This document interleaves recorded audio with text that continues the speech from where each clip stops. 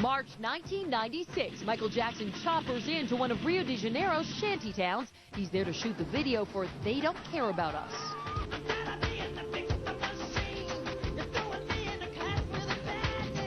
Recorded for Jackson's 1995 CD History, it had Jewish groups outraged by one line from its lyrics. When the song was first released on CD, Michael sang the words, and in a later version and in the music video, the lyrics were obscured by sound effects. Michael claimed he was hurt and misunderstood, that the song was meant to point out the pain of bigotry and prejudice. And at the World Music Awards, he tried to offer reassurance.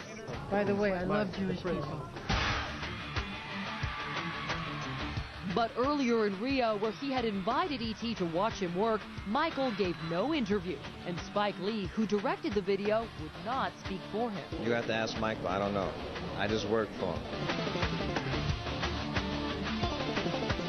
For his fans in Rio, there was no controversy. They were just thrilled to see the King of Pop so accessible on their poverty-stricken streets.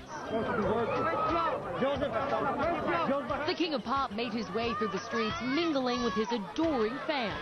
When he was preparing to shoot on a balcony, a Jackson lookalike fulfilled the role of a stand-in and is seen shaking hands with his idol.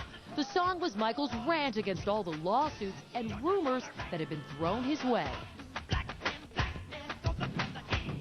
Michael does some of his finest dancing and even performs a sideways moonwalk.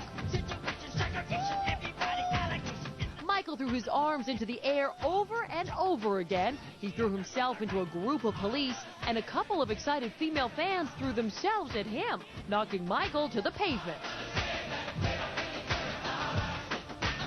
At one point, he even climbed over a balcony railing, putting himself at risk of falling to the street. In another version of the video, Jackson filmed a prison scene where he was behind bars.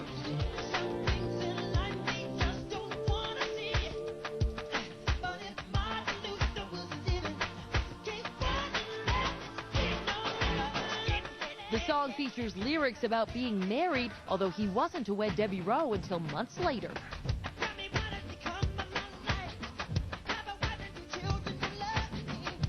Our images of Michael show him full of energy and anger, although he was very thin, and you can clearly see his ribs.